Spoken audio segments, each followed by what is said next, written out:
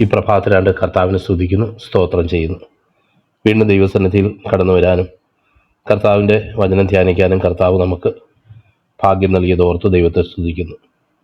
എനിക്ക് ഇന്ന് ഞാൻ ഈ ആദ്യ ഭാഗത്ത് പ്രസംഗിക്കുന്നതുകൊണ്ട് അങ്ങനെ പിങ് ചെയ്യാനൊന്നുമുള്ള ഒരു സാഹചര്യത്തിലല്ല.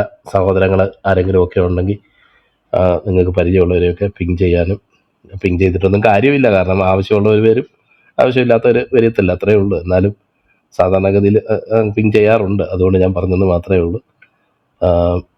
നമ്മൾ കഴിഞ്ഞ ദിവസങ്ങളിൽ കർത്താവിൻ്റെ അവസാനത്തെ ആഴ്ചയിലുള്ള കർത്താവിൻ്റെ ഈ ക്രൂശീകരണത്തിന് മുമ്പ് അവസാനത്തെ ആഴ്ചയിൽ കർത്താവ് ചെയ്യുന്നതായ കാര്യങ്ങളാണ് ചില അധ്യായങ്ങളായിട്ട്, ചില സംഭവങ്ങളായിട്ട്, കർത്താവിൻ്റെ പഠിപ്പിക്കലുകളായിട്ട് ഒക്കെ നമ്മൾ, കർത്താവിൻ്റെ ചില ഉപമകളായിട്ട് ഒക്കെ നമ്മൾ പഠിച്ചുകൊണ്ടിരുന്നത്. 24-ാം അധ്യായത്തിലേക്ക് കടന്നു വരുമ്പോൾ സംശയ ദൂരീകരണം എന്നുള്ള നിലയ്ക്ക് തന്നെ ശിഷ്യന്മാർ വന്ന് ഡയറക്റ്റായിട്ട് കർത്താവിനോട് ചില കാര്യങ്ങൾ ചോദിക്കുന്ന ചോദ്യവും അതിനുള്ള ഉത്തരങ്ങളുമാണ് കഴിഞ്ഞ ദിവസങ്ങളിൽ നമ്മൾ ചിന്തിച്ചുകൊണ്ടിരുന്നത്. കർത്താവിൻ്റെ വരവിനും അതുപോലെ അത് എപ്പോൾ സംഭവിക്കുമെന്നും നിന്റെ വരവിനും ലോകാവസാനത്തിനും അടയാളം എന്ത് എന്നും പറഞ്ഞു തരണമെന്ന് അപേക്ഷിച്ചു എന്ന് നമ്മൾ വായിക്കുക. അതിന് യേശു ഉത്തരം പറഞ്ഞത് എന്ന് തുടങ്ങി നമ്മൾ കഴിഞ്ഞ ദിവസങ്ങളിൽ ചിന്തിച്ചു. ഇന്നലെ നമ്മൾ ചിന്തിച്ചത് കർത്താവ് ഇത് ഒക്കെയും കാണുമ്പോൾ അവൻ്റെ വരവ് അടുത്തിരിക്കുന്നു എന്ന് അറിഞ്ഞുകൊള്ളുവീൻ എന്നുള്ള വചനഭാഗങ്ങളാണ് നമ്മൾ ചിന്തിക്കുക. ഇതൊക്കെ സംഭവിക്കുമ്പോഴോ ഈ തലമുറ ഒഴിഞ്ഞു പോകുകയില്ല എന്നുള്ളതും നമ്മൾ ചിന്തിപ്പാനായിട്ട് ഇടയായിട്ട് തീർന്നു. ആകാശവും ഭൂമിയും ഒഴിഞ്ഞു പോകും, എൻ്റെ വചനങ്ങൾ ഒഴിഞ്ഞു പോകുകയില്ല. ആ നാളും നാഴികയും സംബന്ധിച്ചോ എൻ്റെ പിതാവ് മാത്രമല്ലാതെ ആരും സ്വർഗത്തിലെ ദൂതന്മാരും പുത്രനും കൂടെ അറിയുന്നില്ല. നോഹയുടെ കാലം പോലെ തന്നെ മനുഷ്യപുത്രൻ്റെ വരവുമാകും എന്ന് നമ്മൾ വായിക്കുകയും രാവിലെ വിവാഹത്തിന് കൊടുത്തും വിവാഹത്തെ കഴിച്ച് പോന്നു. അതുപോലെ അവൻ്റെ വരവിങ്കൽ 2 പേർ വയലിലിരിക്കും, ഒരുത്തനെ കൈക്കൊള്ളും, മറ്റവനെ ഉപേക്ഷിക്കും. 2 പേർ ഒരു തിരികല്ലിൽ പിടിച്ചുകൊണ്ടിരിക്കും, ഒരുത്തിയെ കൈക്കൊള്ളും, മറ്റവളെ ഉപേക്ഷിക്കും എന്നൊക്കെയുള്ള ഭാഗങ്ങൾ നമ്മൾ ചിന്തിക്കാനായിട്ട് ഇടയായിട്ട് തീർന്നു. അതിനെ തുടർന്നുള്ള ഭാഗങ്ങളാണ് ഈ 42-ാം വാക്യം മുതൽ നമ്മളിന്ന് ഷെഡ്യൂൾ ചെയ്ത ഭാഗത്ത് നമുക്ക് കാണാനായിട്ട് കഴിയുന്നത്. അപ്പോൾ എനിക്ക് 2-3 ദിവസമായിട്ട് പനിയായതിൻ്റെ ഒരു ക്ഷീണമുണ്ട്. പനി പോയി കഴിയുമ്പോഴേ ഈ പനിയുടെ ക്ഷീണം ശരിക്കും ഫീൽ ചെയ്യുന്നത്. പനി ഉള്ളപ്പോഴും അത്രയും ക്ഷീണം ഫീൽ ചെയ്യത്തില്ല. എന്നാലും 42-ാം വാക്യം മുതൽ ഉള്ള ഭാഗത്ത് നമ്മൾ വായിക്കുന്നത്. ഇതിനെ തുടർന്ന് നമ്മൾ കാണുന്ന കാര്യങ്ങളെന്ന് പറയുന്നത്, നമ്മളിന്ന് ഷെഡ്യൂൾ ചെയ്തേക്കുന്ന 51-ാം വാക്യം കഴിഞ്ഞ് 25-ല് സ്വർഗരാജ്യത്തെ അല്ലെങ്കിൽ സ്വർഗരാജ്യം മണവാളിനെ എതിരേൽപ്പാനും വിളക്കെടുത്തുകൊണ്ട് പുറപ്പെട്ട 10 കന്യകമാരോട് സദൃശ്യമെന്നുള്ള കർത്താവ് പറഞ്ഞതായിട്ടുള്ള ഉപമയും, അതുപോലെ തന്നെ മനുഷ്യൻ പരദേശത്ത് പോകുമ്പോൾ താലന്തുകൾ ഏൽപ്പിച്ചു പോയതായിട്ടുള്ള ഉപമയും വളരെ നിർണായകമായ ദിവസങ്ങളിൽ, അടുത്ത ദിവസങ്ങളിൽ അതുപോലെ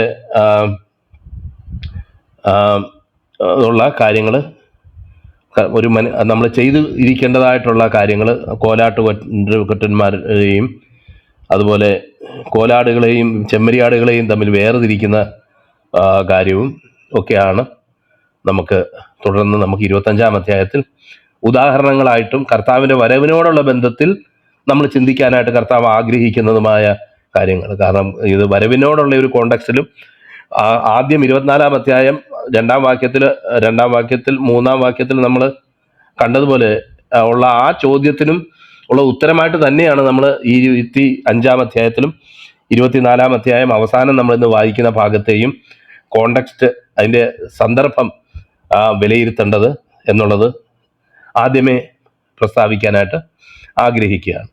42-ാം വാക്യത്തിൽ നമ്മൾ വായിക്കുന്ന, നിങ്ങളുടെ കർത്താവ് ഏത് ദിവസത്തിൽ വരുന്നു എന്ന് നിങ്ങൾ അറിയായ കൊണ്ട് ഉണർന്നിരിപ്പിൻ എന്നവരോട് പറയുക. അപ്പം നമുക്കറിയാം, ആ പ്രത്യേക യൂസേജ് കൊണ്ട് തന്നെ എത്ര ക്ലോസ് ആയിട്ടുള്ളൊരു ബന്ധമാണ് കർത്താവ് അവിടെ സ്ഥാപിക്കുന്നതെന്നും, കർത്താവ് തൻ്റെ ജനറലായിട്ടുള്ള ശുശ്രൂഷ കഴിഞ്ഞു. അത് നമ്മൾ 23-ാം അധ്യായം അവസാനം വരുമ്പം കർത്താവ് എല്ലാവരോടും പറയുന്ന ആ ശുശ്രൂഷകളെയൊക്കെ ഒന്ന് ആ പറച്ചിലൊക്കെ നിർത്തിയിട്ട് യോഹന്നാന്റെ സുവിശേഷത്തിലും മറ്റു സുവിശേഷ ഭാഗങ്ങളിലും നമ്മൾ കാണുന്നത് പോലെ ശിഷ്യന്മാരോട് എക്സ്ക്ലൂസീവായിട്ട് പറയുന്ന ഒരു ഭാഗമാണ് എന്ന് നമ്മൾ ചിന്തിക്കാനായിട്ട് ഇടയായിട്ട് തീർന്നല്ലോ.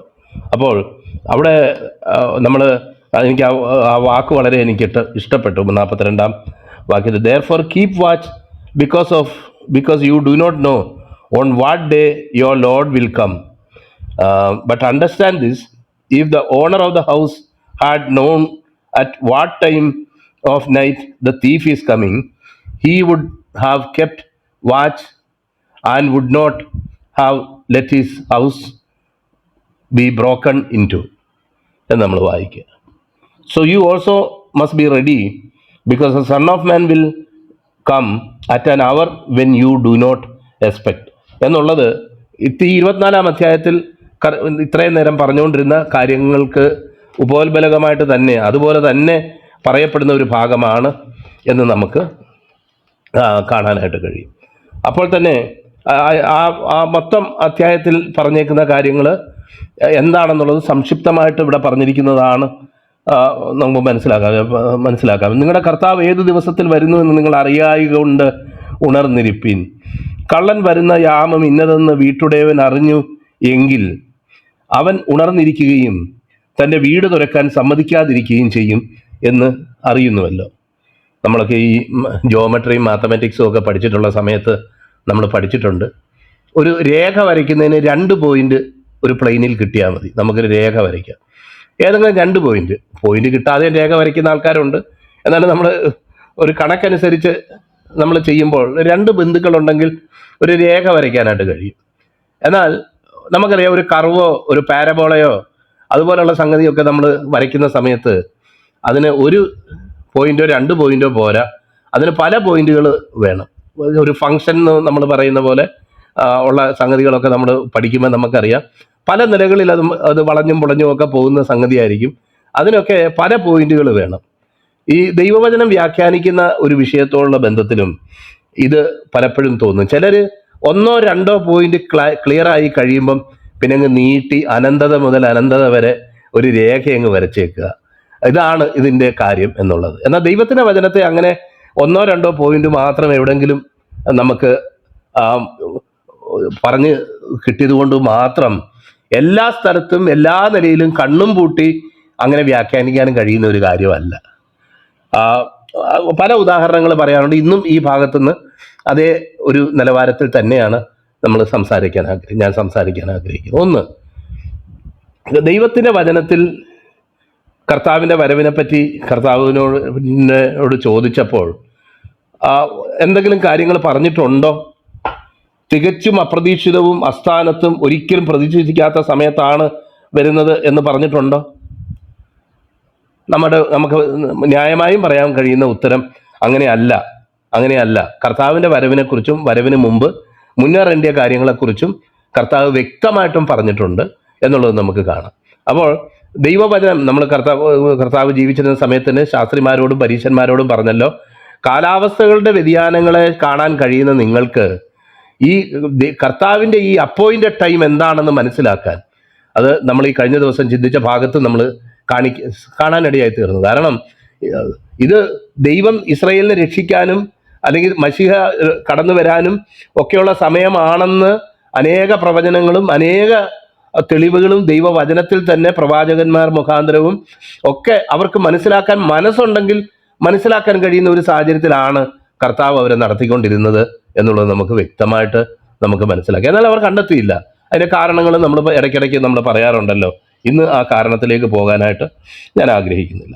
എന്നാൽ നമുക്ക് ഇവിടെ കാണാൻ കഴിയുന്ന ഒരു പ്രധാനപ്പെട്ട കാര്യം, അങ്ങനെ പറഞ്ഞിട്ടുള്ളപ്പോൾ തന്നെ അതിൻ്റെ ഉള്ളിലും കർത്താവ് പറഞ്ഞിട്ടുണ്ട്. എന്നാൽ കൃത്യമായ ഇന്ന സമയമെന്ന് ഞാൻ പറഞ്ഞിട്ടില്ല, അല്ലെങ്കിൽ കൃത്യമായ ഒരു ഡേറ്റോ അല്ലെങ്കിൽ ഒരു നാളോ നാഴികയോ തീരുമാനിക്കത്തക്കവണ്ണമുള്ളൊരു നിലയിലല്ല കാര്യങ്ങൾ പറയപ്പെട്ടേക്കുന്നത്. ജനറലായിട്ട് എല്ലാവർക്കും മനസ്സിലാക്കാനും ദൈവവചനം സത്യമാണെന്നും ദൈവവചനത്തിലെ വാണിങ്സ് പലതും അത് ശ്രേഷ്ഠമാണെന്നും അത് സംഭവിക്കുന്നതാണെന്നും മനസ്സിലാക്കുന്നവർക്ക്. ഇന്നലെ നമ്മൾ ചിന്തിച്ച പോലെ ആകാശവും ഭൂമിയും മാറിപ്പോയാലും തൻ്റെ വചനങ്ങൾ, പ്രത്യേകിച്ച് ഈ നിത്യ പദ്ധതിയും തൻ്റെ മരണവും ഈ ലോകത്തിലേക്കുള്ള മരണവും വരവും മരണവും അടക്കവും പുനരുത്ഥാനവും തൻ്റെ രണ്ടാമത്തെ വരവും ദൈവത്തിന് നിത്യതയിലുള്ള ദൈവിക പദ്ധതികളെയും കുറിച്ചുള്ള വചനങ്ങളുള്ള ബന്ധത്തിലാണ് നമ്മൾ ചിന്തിച്ചത്.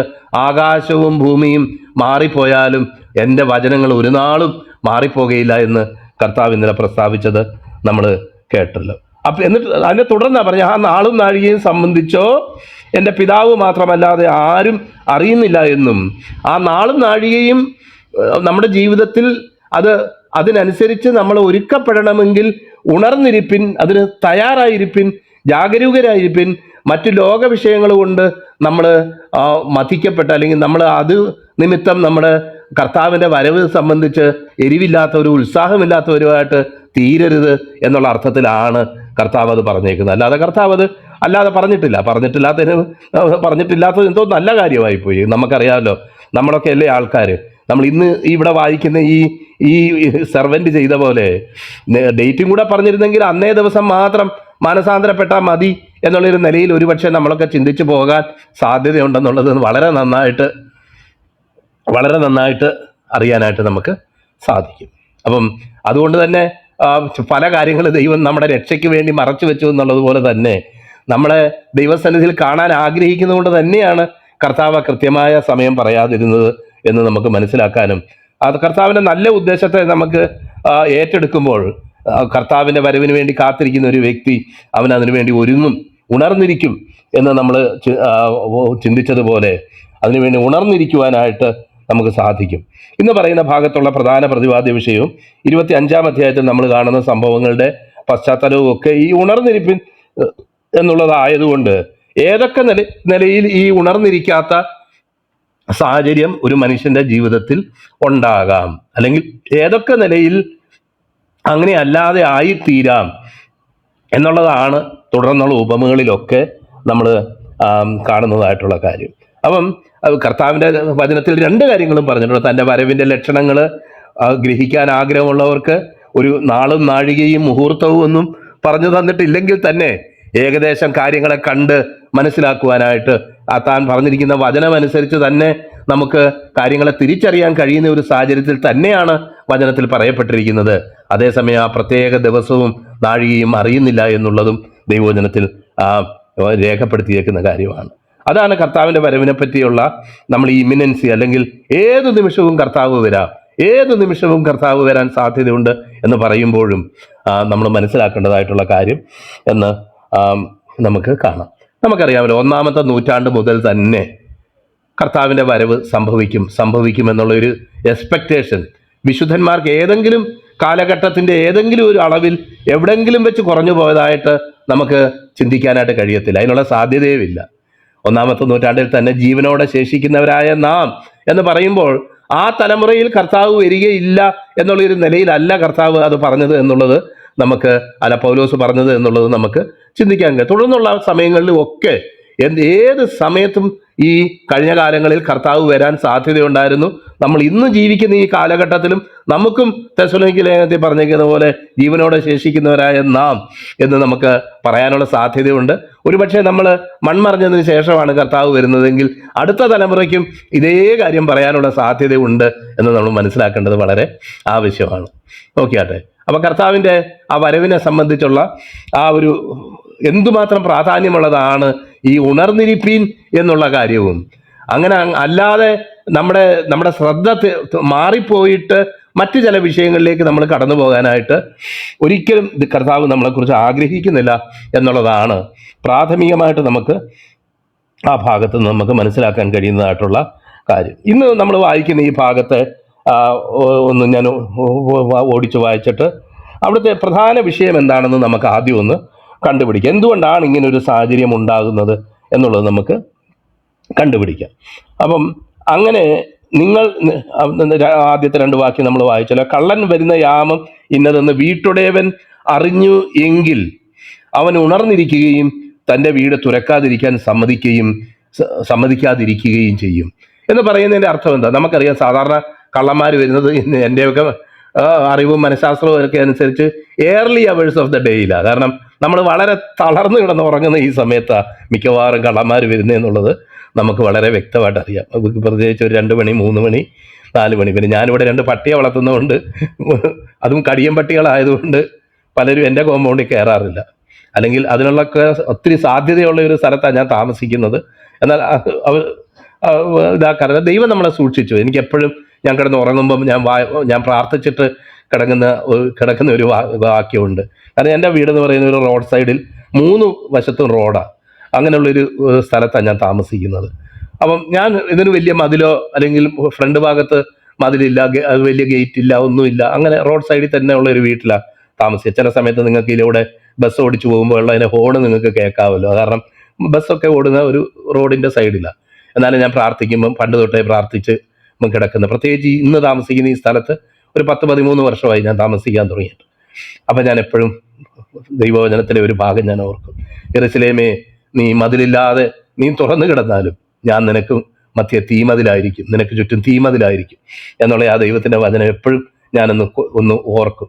കർത്താവ്, നീ എനിക്ക് ചുറ്റും തീമതി, ശത്രുവിൻ്റെ അല്ലെങ്കിൽ മറ്റു നിലയിലുള്ള പല ഇതിൽ നിന്നും സൂക്ഷിക്കാനായിട്ട് കഴിയുന്ന ദൈവം എന്നുള്ള നിലയിൽ ആത്മീയമായിട്ടാണ് നമ്മളത് കൂടുതൽ ആപ്ലിക്കബിൾ ആക്കേണ്ടത്. എന്നാലും ഭൗതിക സാഹചര്യത്തിൽ പോലും അത് വിശ്വസിക്കുന്നതിനോ പ്രാർത്ഥിക്കുന്നതിനോ തെറ്റില്ല എന്നുള്ളതാണ് എൻ്റെ അഭിപ്രായം. അപ്പം എന്ന് ഞാൻ എൻ്റെ അനുഭവത്തിൻ്റെ വെളിച്ചത്തിൽ ഞാൻ പറയുക, അവൻ നമുക്ക് ചുറ്റും തീമതിലായിരിക്കും. നമ്മൾ കാണുന്ന വാളൊന്നും അല്ല നമ്മുടെ വാൾ ഓഫ് പ്രൊട്ടക്ഷൻ, അല്ലെങ്കിൽ പട്ടിയോ പൂച്ചയോ ഒന്നും അല്ല നമ്മളെ സംരക്ഷിക്കുന്നത്. എന്നാൽ കർത്താവ് തീമതിലായിരിക്കും എന്ന് അവൻ്റെ വചനത്തിൽ നമ്മൾ പറഞ്ഞിരിക്കുന്നത് നമുക്ക് ഓർക്കാൻ കഴിയുമല്ലോ. അപ്പം ഈ ഇതുപോലെ വരുന്ന കള്ളന്മാർക്കുള്ള ലോജിക്കും ശരിക്കും പണി പഠിച്ച കള്ളന്മാരാണെങ്കിൽ എത്ര വലിയ വീട്ടിലും അവർ കയറുകയും ചെയ്യും, അവരുടെ പണി നടത്തുകയും ചെയ്യും. മൃഗങ്ങളോ മറ്റുള്ളതോ ഒന്നും അവർക്കൊരു തടസ്സവുമല്ല എന്നുള്ള കാര്യങ്ങളൊക്കെ നമുക്കറിയാമല്ലോ. അപ്പം അതിൻ്റെ അർത്ഥം എന്താ? കള്ളൻ വന്ന് മോഷ്ടിച്ചുകൊണ്ട് പോകും എന്ന് പോസിറ്റീവായിട്ട് പറഞ്ഞേക്കുവാണോ? കള്ളൻ വന്ന് ഇത് ചെയ്യും എന്നൊന്നും ഇതാണോ പറഞ്ഞേക്കുന്നത്? അല്ല, അതല്ല എന്നുള്ളത് നമുക്ക് വളരെ വ്യക്തമായിട്ട് അറിയാം. അവൻ വളരെ ടാക്ടിക്സോടുകൂടെ, കള്ളത്തരത്തോടുകൂടെ, മനുഷ്യരൊരിക്കലും പ്രതീക്ഷിക്കാത്ത സമയത്ത് വന്നാലും ഉണർന്നിരിക്കുന്ന ഒരു വീട്ടുടയവന് അത് തടയാനായിട്ട് കഴിയും. അതാണ് അവിടുത്തെ ലോജിക്ക്. നമുക്കറിയാം, ഉണർന്നിരിക്കുന്ന ഒരു വീട്ടുടയവന് കള്ളൻ വരുന്ന യാമം ഇന്നതെന്ന് വീട്ടുടയവൻ അറിഞ്ഞു എങ്കിൽ, അപ്പോൾ അങ്ങനെ ഉണർന്നിരിക്കുന്ന ചില ആൾക്കാരുടെ ഒക്കെ ഉറക്കം എന്ന് പറഞ്ഞാൽ നമുക്കറിയാം, അവരുടെ മേത്ത് ഹിമാലയ പർവ്വതം വന്ന് വീണാലും അവർ എഴുന്നേൽക്കുകയില്ല, അതുപോലെ കിടന്നുറങ്ങുന്നവരുണ്ട്. ചില ആൾക്കാരുടെ ഈ ക്യാറ്റ് സ്ലീപ്പ് എന്ന് പറയുന്ന പോലെ, അല്ലെങ്കിൽ ഒരു സ്നാപ്പ് എന്നൊക്കെ പറയുന്ന പോലെ നമുക്കറിയാം, ഉറങ്ങുകയാണ്, എന്നാൽ ചെറിയൊരു ശബ്ദമോ ചെറിയൊരു ഇതോ ഉണ്ടായാൽ ഉടനെ എഴുന്നേൽക്കുന്ന ടൈപ്പ് ആൾക്കാരും ഉണ്ട്. അപ്പം നമ്മൾ ലോകപ്രകാരം ഉറങ്ങരുതെന്നോ അല്ലെങ്കിൽ ശാരീരികമായിട്ടുള്ള ക്ഷീണം തീർക്കരുതെന്നോ ഉള്ള അർത്ഥത്തിലല്ല, ആത്മാവിൽ ഉണർന്നിരിക്കുന്ന, ആത്മാവിൽ ജാഗരൂകരായിരിക്കുകയും ആത്മീയമായിട്ടുള്ള കാര്യങ്ങളോട് സെൻസിറ്റീവ് ആയിരിക്കുകയും ചെയ്യുന്ന ഒരു അനുഭവമാണ് വചനത്തിൽ സൂചിപ്പിച്ചേക്കുന്നത് എന്ന് നമുക്ക് മനസ്സിലാക്കാൻ കഴിയും. അപ്പം ആ നിലയിലുള്ള വചനത്തിൽ പറയപ്പെട്ടിരിക്കുന്ന നിർദ്ദേശങ്ങളോട് പ്രതികരിക്കുകയും കർത്താവിൻ്റെ വരവാണ് ഇനി നടക്കാനുള്ള ഏറ്റവും വലിയ കാര്യം, അതിനുവേണ്ടി ഒരുങ്ങുകയും, നമുക്കൊക്കെ ചില സംഭവങ്ങളൊക്കെ നടന്നു കഴിഞ്ഞാൽ പിന്നെ അതിനോടുള്ള ഇൻട്രസ്റ്റ് അങ്ങ് കഴിയും. ഞാൻ പ്രത്യേകിച്ച് ഓർക്കുന്നുണ്ട്, വിവാഹമൊക്കെ കഴിഞ്ഞു കഴിഞ്ഞപ്പോൾ പിന്നെ വിചാരിക്കും, ഇനിയും ജീവിതത്തിൽ ഇമ്പോർട്ടൻ്റ് ഇൻസിഡൻ്റ് എന്തുവാ? ഇനി ഇമ്പോർട്ടൻ്റ് ഇൻസിഡൻ്റ് എന്ന് പറയുന്നത് ഇനിയും വരാനിരിക്കുന്നത് ഒരുപക്ഷെ വിവാഹം കഴിഞ്ഞു ഇനിയിപ്പോൾ ഒരു ശവപ്പെട്ടി മേടിക്കുന്നതായിരിക്കും അടുത്തത്. ഞാനത് നെഗറ്റീവായിട്ട് പറഞ്ഞു നിങ്ങൾ വിചാരിക്കരുത്, ഏറ്റവും ഇൻസിഡൻ്റ് അതാ. അപ്പോൾ ഇങ്ങനെ നമ്മൾ ഒരു ലക്ഷ്യം ഇയർ മാർക്ക് ചെയ്ത് അല്ലെങ്കിൽ ഓരോ ടാർഗറ്റ് വെച്ച് മുന്നോട്ട് പോകുന്നവർക്ക് പലപ്പോഴും അവർക്ക് അതൊരു സൗകര്യപ്രദമായിട്ടുള്ള ഒരു കാര്യമാണ്. കാരണം അടുത്ത പ്രധാനപ്പെട്ട കാര്യം ഏതാ, അതിനെ ലക്ഷ്യമാക്കി കാര്യങ്ങൾ ചെയ്യാനായിട്ട് കഴിയുമല്ലോ. എന്ന് പറഞ്ഞതുപോലെ തന്നെ നമ്മുടെ ജീവിതത്തിൽ നമ്മൾ മാർക്ക് ചെയ്യേണ്ട, നമ്മൾ ലക്ഷ്യമാക്കി വെക്കേണ്ട ഒരു പ്രധാനപ്പെട്ട കാര്യം, രാത്രിയും പകലും ഊണിലും ഉറക്കത്തിലും നമ്മൾ ബോധവാന്മാരായിരിക്കേണ്ട ഒരു കാര്യമാണ് കർത്താവിൻ്റെ വരവ് എന്നുള്ളത്. അതാണ് അവിടുത്തെ ആ പ്രധാനപ്പെട്ട കാര്യം. നാഴിക ഏതെന്ന് അറിയുന്നു എങ്കിൽ ആത്മാവിൽ ദൈവത്തെ അന്വേഷിക്കുന്നവർക്ക് അറിയാൻ പറ്റുമോ? എനിക്ക് വചനത്തിലെ ചില തെളിവുകളൊക്കെ വെച്ചിട്ട് നമുക്ക് ഏകദേശം പറയാൻ കഴിയും. ആ ശിമയോനും ഹന്നയും കണ്ണു കാണാത്തവർ, അതുപോലെ വ്യഭിചാരികളും പാപികളുമായിട്ടുള്ള പലരും കർത്താവിൻ്റെ സുവിശേഷം അംഗീകരിച്ചതുപോലെ തന്നെ ദൈവത്തിന് വേണ്ടി ദാഹിക്കുകയും ദൈവവചനത്തെ ശരിയായ നിലയിൽ ഉൾക്കൊള്ളുകയും ചെയ്യുന്ന ദൈവഭക്തന്മാർ ഒരിക്കലും കൈവിടപ്പെട്ടു പോകുകയില്ല എന്നുള്ള കാര്യം നമുക്ക് മനസ്സിലാക്കാനായിട്ട് കഴിയും. അതേസമയം തന്നെ തെസ്സലോനിക്ക ലേഖനത്തിൽ നമ്മൾ വായിക്കുന്നുണ്ട്, നമ്മൾ ഉണർന്നിരുന്നാലും ഉറങ്ങിയാലും നമ്മെ അവനോടുകൂടെ ജീവിക്കേണ്ടതിന് രക്ഷയ്ക്കായിട്ടാണ് അവൻ നമ്മളെ തിരഞ്ഞെടുത്തേക്കുന്നത്. അതുകൊണ്ട് ഇവിടെ ഇനി രാത്രി ഇതെങ്ങും ഉറങ്ങരുത് എന്നുള്ള അർത്ഥമല്ല. എന്നാൽ അതിഭക്ഷണത്താലും മറ്റുള്ള നമ്മൾ കഴിഞ്ഞ ദിവസം ചിന്തിച്ചല്ലോ ലൂക്കോസിന് സുവിശേഷം പറഞ്ഞിരിക്കുന്ന കാര്യം, അങ്ങനെ അവൻ്റെ വരവ് ഒരു കണി പോലെ വരാതിരിക്കാനായിട്ട് നമ്മൾ ചിന്തിക്കേണ്ടതും, നമ്മുടെ ജീവിതത്തിലെ പ്രധാന ലക്ഷ്യമെന്ന് പറയുന്നത് അവൻ്റെ വരവിന് വേണ്ടി ഒരുങ്ങുക എന്നുള്ളതുമാണ് എന്നുള്ളത് വളരെ വ്യക്തമായിട്ട് ദൈവത്തിൻ്റെ വചനം നമ്മളെ നമുക്ക് സൂചന നൽകുന്നുണ്ട്. മാത്രമല്ല, അങ്ങനെ നനയ്ക്കാത്ത നാഴികയിൽ മനുഷ്യപുത്രൻ വരുന്നത് കൊണ്ട് നിങ്ങളും ഒരുങ്ങിയിരിപ്പിൻ എന്ന് പറഞ്ഞതിന് ശേഷം യജമാനൻ തൻ്റെ വീട്ടുകാർക്ക് തത്സമയത്ത് ഭക്ഷണം കൊടുക്കേണ്ടതിന് അവരുടെ മേൽ ആക്കി വെച്ച വിശ്വസ്തനും ബുദ്ധിമാനുമായ ദാസൻ അപ്പം ഈ തൻ്റെ ശിഷ്യന്മാരോട് സംസാരിക്കുമ്പോൾ വെറുതെ കർത്താവ് പോവുകയല്ല, കർത്താവിൻ്റെ വരവ് വരെ താൻ സ്നേഹിക്കുന്ന നിങ്ങളുടെ കർത്താവ് എന്ന് സംബോധന ചെയ്തിരിക്കുന്ന ആ കർത്താവ് തൻ്റെ ശിഷ്യന്മാർക്ക്, തൻ്റെ ഭക്തന്മാർക്ക് ദൈവം ചില നിയോഗങ്ങളെയും കൂടെ ഏൽപ്പിച്ചിട്ടാ പോയേക്കുന്നെന്നുള്ളത് നമുക്ക് കാണാനായിട്ട് കഴിയും. വെറുതെ അങ്ങ് പോയേക്കുമല്ല, വെറുതെ അങ്ങ് വിട്ടുകളഞ്ഞേക്കുമല്ല. ആ കർത്താവിൻ്റെ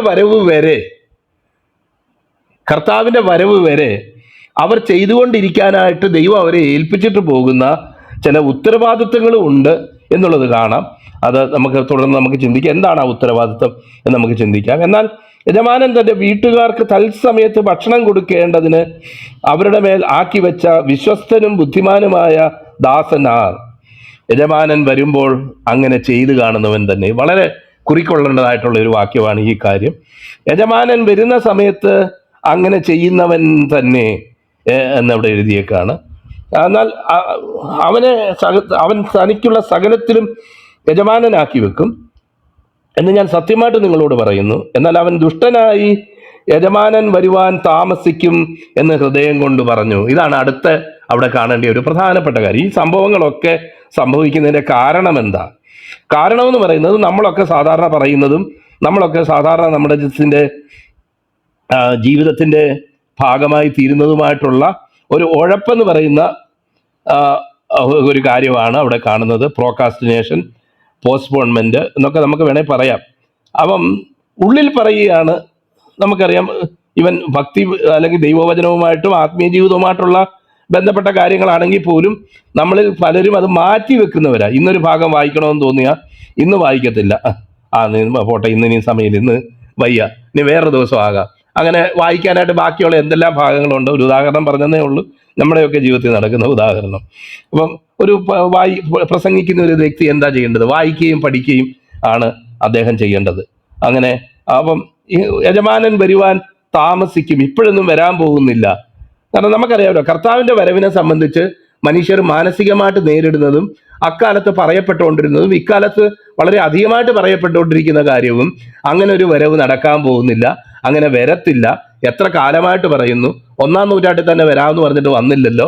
2000 വർഷം കഴിഞ്ഞു, ഇപ്പം 20 വർഷം പിന്നെയും കഴിഞ്ഞു, എന്നിട്ടും 23 വർഷം കഴിഞ്ഞു, എന്നിട്ടും വന്നില്ലല്ലോ. അതുകൊണ്ട് ഇനി വരാൻ പോകുന്നില്ല എന്ന് ഹൃദയം കൊണ്ട് പറയുക. അപ്പം പുറമേ പറയുന്നവരുണ്ട്, പുറമേ പറയുന്നതിനേക്കാളും കൂടുതലുണ്ട് ഹൃദയം കൊണ്ട് പറയുന്നവർ. പണ്ടൊരു ദേവദാസൻ ഈ ഹൃദയം കൊണ്ട് പറയുന്നതിനെ പറ്റി പ്രസംഗിച്ച് കേട്ടപ്പോൾ എനിക്ക് രസകരമായിട്ട് തോന്നി. ശരിയാ, പലരും ഇന്ന് പുറത്തു പറയുകയല്ല ചെയ്യുന്നേ, ഹൃദയം കൊണ്ട് പറയുക. ഉടനെ എങ്ങും കർത്താവ് വരാൻ പോകുന്നില്ല. എത്ര കാലമായിട്ട് ഞാനിത് കാണുന്നു. അപ്പം അവരുടെ ശ്രദ്ധ കേന്ദ്രീകരിക്കേണ്ട വിഷയത്തിൽ നിന്ന് മാറി അവരുടെ ശ്രദ്ധ അനാവശ്യമായ പല സ്ഥലങ്ങളിലേക്കും പോകുന്നതായിട്ട് നമുക്ക് കാണാനായിട്ട് കഴിയും. അനാവശ്യമായിട്ടുള്ള കാര്യങ്ങൾ. ഇവിടെ ചെയ്യുന്ന കാര്യം, ഉടനെ കർത്താവ് വരികയില്ല എന്ന് ഹൃദയം കൊണ്ട് പറഞ്ഞ് കൂട്ടുദാസന്മാരെ അടിക്കാൻ പോയി. അതിനെക്കുറിച്ചൊക്കെ വിശദീകരിക്കേണ്ടതാണ്. സമയം ഉണ്ടെങ്കിൽ ചെയ്യാം, ഇല്ലെങ്കിൽ ഇത് വിശദീകരിക്കാതെ തന്നെ മനസ്സിലാകുന്നതാണല്ലോ. കൂട്ടുദാസന്മാരെ അടിക്കാനും കുടിയന്മാരോടുകൂടെ തിന്നുകുടിക്കാനും. കുടിയന്മാരോടുകൂടെ തിന്നുകുടിക്കുന്നത് ഇതേ അധ്യായത്തിൽ തന്നെ ഇതിനു മുന്നേ നമ്മൾ വായിച്ചു. അതിൻ്റെ ഒരുക്കത്തിന് വേണ്ടിയുള്ള കാര്യങ്ങൾ നമ്മൾ പറയുമ്പോഴും നമുക്കവിടെ ചിന്തിക്കാനായിട്ട് സാധിച്ചു. കുടിയന്മാരോടുകൂടെ തിന്നുകുടിക്കാനും തുടങ്ങിയാൽ ആ ദാസൻ നിരൂപിക്കാത്ത നാളിലും അറിയാത്ത നാഴികയിലും. അപ്പം ആ നാളും നാഴികയും സംബന്ധിച്ചാണ് ചോദ്യം. അപ്പം കർത്താവ് അവിടെ വ്യക്തമാക്കി പറയുകയാണ്, അവൻ നിരൂപിക്കാത്ത, ആ ദാസൻ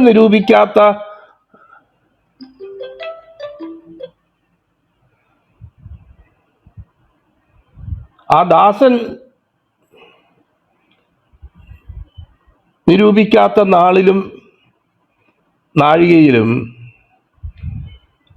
നാഴികയിലും യജമാനൻ വന്ന് അവനെ ദണ്ണിപ്പിച്ച്. അപ്പം അതിന്റെ പ്രശ്നത്തിന്റെ അടിസ്ഥാനം എന്താണെന്ന് അവിടെ വ്യക്തമായിട്ട് എഴുതിയിട്ടുണ്ട്. പ്രശ്നത്തിന്റെ അടിസ്ഥാനം കർത്താവ് തന്റെ വരവ് സംബന്ധിച്ച് ഒരു പ്രത്യേക ഡേറ്റ് പറഞ്ഞിരുന്നെങ്കിൽ ഇവരൊക്കെ നല്ല ഉഷാറായിട്ട് കുട്ടപ്പന്മാരായിട്ട് വചനമൊക്കെ അനുസരിച്ച് കൃത്യമായിട്ട് വെള്ളയൊക്കെ ഇട്ട് മീശയും പിടിച്ച് വേദപുസ്തകമൊക്കെ പിടിച്ച് ഹല്ലേലൂയ എന്ന് പറഞ്ഞ് കയ്യുമൊക്കെ പൊക്കി നിന്നേനെ. എന്നാൽ അങ്ങനെ നിൽക്കാനുള്ള ഒരു അവസരം കർത്താവ് കൊടുത്തില്ല എന്ന് മാത്രമല്ല, എപ്പോഴും ഒരുങ്ങിയിരിക്കാനുള്ള ഒരു ഒരു ഒരു നിർദ്ദേശമാണ് കർത്താവ് കൊടുത്തത്. അതുകൊണ്ട് തന്നെ നമുക്കറിയാമല്ലോ, ചില ബുദ്ധിമാന്മാര് ഭാഗ്യത്തിൽ വിശ്വസിക്കുന്നവരാ. അവരുടെ മനസ്സിൽ വിചാരിച്ചു അങ്ങനൊന്നും വരാൻ പോകുന്നില്ല, ഇത്രയും നാളായിട്ട് വന്നില്ലല്ലോ, ഉടനെ എങ്ങും എന്തായാലും വരത്തില്ല എന്ന് ഉള്ള ഒരു നിലയിൽ, ഉടനെ എങ്ങും ഇദ്ദേഹം ഇനി വരാൻ പോകുന്നില്ല എന്നുള്ളൊരു നിലയിൽ അത് ടേക്കൺ ഫോർ ഗ്രാൻഡഡ് എന്ന് നമ്മൾ ദൈവവചന ഇംഗ്ലീഷിൽ നമ്മൾ പറയുന്ന പോലെ അതിനെയൊക്കെ അങ്ങ് ആ നിലയിൽ അങ്ങ് എടുത്തു. അവനിങ്ങ് അങ്ങനൊന്നും വരാൻ പോകുന്നില്ല, അങ്ങനൊന്നും സംഭവിക്കാൻ പോകുന്നില്ല. അപ്പം കർത്താവ് പറഞ്ഞ കാര്യത്തിൽ ഉപരിയായിട്ട് അവരുടെ മനസ്സിൽ അതിനെ ഒന്ന് റീഡിഫൈൻ ചെയ്തു. അവരുടെ മനസ്സിൽ അതിനെ ഒന്ന് പുനർനിർവചിച്ചു. അവരുടെ അറിവിനും അവരുടെ പരിചയവും അനുസരിച്ചും കുറച്ച് നാളൊക്കെ ആയല്ലോ. ഇപ്പൊ ആത്മീയ ജീവിതത്തിൽ കുറെ നാളായിട്ടൊക്കെ നിൽക്കുന്നവർക്കുള്ള ഒരു പ്രധാന സോക്കേടെന്ന് പറയുന്നത് അവരുടെ രീതിക്ക് പലതും പുനർനിർവചിച്ച് കളയും എന്നുള്ളതാണ്. അത് പ്രധാന അസുഖം കേട്ടോ. അപ്പം അങ്ങനെ അവരുടെ രീതിയിൽ അതിനെ പുനർനിർവചിച്ച് അവരെന്ത് ചെയ്തു? ഈ പറയുന്ന തിന്നാനും കുടിക്കാനും കൂട്ടുദാസന്മാരെ അടിക്കാനും ഒക്കെ തുടങ്ങിയ ആ സാഹചര്യത്തിൽ ഒരിക്കലും ഇപ്പൊ വരാൻ പോകുന്നില്ല എന്ന് വിചാരിച്ച സമയത്ത് അവൻ നിരൂപിക്കാത്ത നാളിലും അറിയാത്ത നാഴികയിലും യജമാനൻ വന്ന് അവനെ ദണ്ണിപ്പിച്ചു എന്ന് മാത്രമല്ല, കപടഭക്തിക്കാരോടുകൂടെ അവന് പങ്ക് കൽപ്പിക്കും. ഇത്രയും നാളുള്ള കാത്തിരിപ്പും വ്യർത്ഥമായി, ഇത്രയും നാളുള്ള വേഷം കെട്ടലും വ്യർത്ഥമായി, ഈ പുസ്തകം പിടിച്ചുകൊണ്ടുള്ള നടപ്പും വ്യക്തമായി, മറ്റുള്ളവരുടെ മുന്നിൽ ഭക്തൻ എന്ന് പറഞ്ഞ് കട്ട് ചെയ്ത് ഇമേജും പോയി, എല്ലാം പോയി. അവരെ കപടഭക്തിക്കാരോടുകൂടെ പങ്ക് കൽപ്പിക്കും, അവിടെ കരച്ചിലും പല്ലുകടിയും ഉണ്ടാകും എന്ന് പറയുക. എത്ര ഭീകരമായിരിക്കുന്ന പ്രിയപ്പെട്ടവരെ, നമ്മളിന്ന് വിശ്വസിക്കുന്ന നമ്മുടെ അടിസ്ഥാനപരമായിട്ടുള്ള ദൈവശാസ്ത്രത്തിനും അടിസ്ഥാനപരമായിട്ട് നമ്മൾ ഒക്കെ അറിയാവുന്ന വാക്യങ്ങളും ഒക്കെ അനുസരിച്ച് ഇതൊരിക്കലും നമുക്ക് ഉൾക്കൊള്ളാൻ കഴിയുന്ന കാര്യമല്ല. കാരണം ഒരിക്കൽ നമ്മൾ കർത്താവിനെ നമ്മുടെ പാപങ്ങളെ ഏറ്റുപറഞ്ഞ് രക്ഷകനും കർത്താവുമായിട്ട് സ്വീകരിച്ചു കഴിഞ്ഞാൽ പിന്നെ നമ്മുടെ രക്ഷയെല്ലാം അങ്ങ് ഉറപ്പിച്ചു കഴിഞ്ഞു, സ്വർഗത്തിൽ സീറ്റും ഉറപ്പാക്കി. ഇനി നമ്മുടെയൊക്കെ ആ നിലയിൽ ഒന്നും സംഭവിക്കത്തില്ല എന്ന് പറയുന്ന ടീച്ചിങ് ആണ് കൂടുതലും വ്യാപകമായിട്ട് നമുക്ക് കാണാനായിട്ട് കഴിയുന്നത്. അതേസമയം തന്നെ